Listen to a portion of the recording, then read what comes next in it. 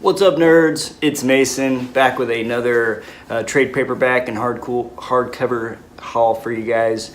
No omnibus for me this time. Kind of saving my money for C2E2 next weekend. So I kept it simple, but still got some good stuff to share.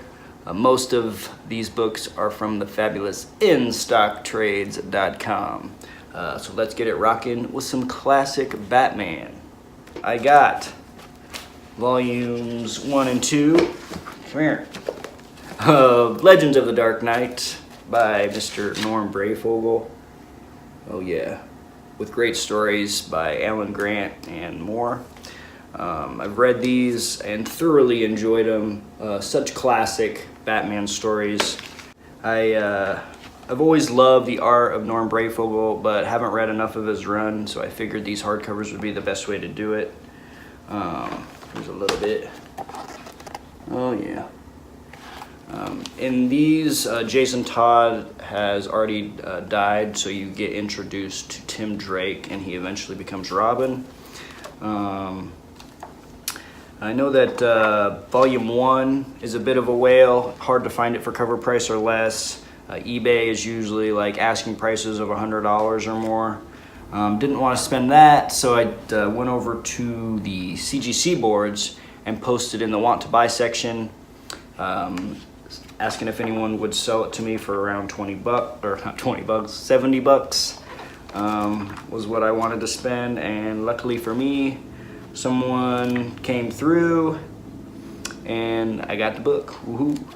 And then volume 2, Batman doing a dab, I got on the damage sale on In-Stock Trades for $25. And yeah, thoroughly enjoyed these books. Classic Batman stories. I kind of miss Batman being like this. Here's some more. Oh yeah. I like how a lot of the stories are just kind of one-shot issues. Some are like 3 or 4 arc miniseries. Very smooth reading, very entertaining. Just Batman at its most basic and classic. Highly recommend picking these up.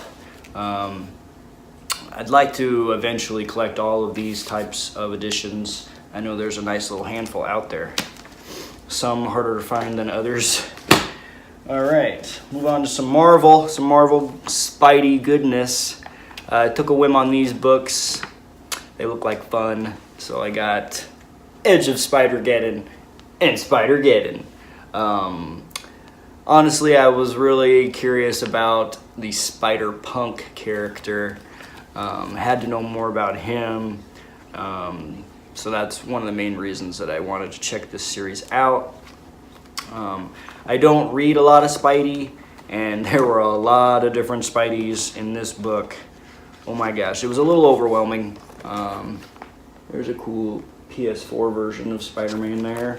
Really cool artwork throughout these books. But again, there was a lot for me to learn about all the different Spider-Man out there.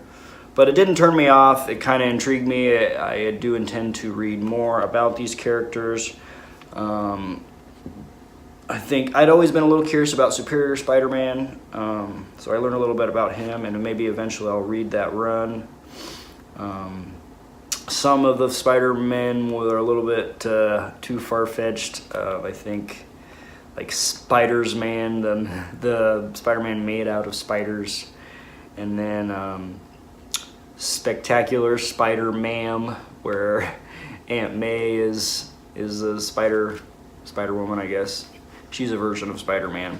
I guess Uncle Ben and Little Petey, like when Uncle Ben is a Spider-Man and then Peter is a little boy. Just tons of, wow, what will they think of next? This one's kind of cool. This one shows Spider-Punk. Yes. But all in all, there was a lot of issues that just dealt with kind of the origin stories of the different Spider people, and so that was cool. But it was a fun read. I'm glad I checked it out. So yeah, Spider-Geddon, Edge of Spider-Geddon. This one is the one you got to read first, and then that one. So we'll see where it goes from there. Next, this came out recently. It was a third trade paperback. I think the final one too, I believe, by Christos Gage for Ninja K. I've said before that really enjoyed this series. Volume 2 wasn't as strong as Volume 1, but I still enjoyed it, so we'll see how it ends. It does collect issues 10 through 14. So, and this was the first series I ever read about the character, so if you've never read it and you're looking for a way to jump in, I'd recommend this series. I did see a hardcover solicited, I think, for the fall, so I will probably upgrade.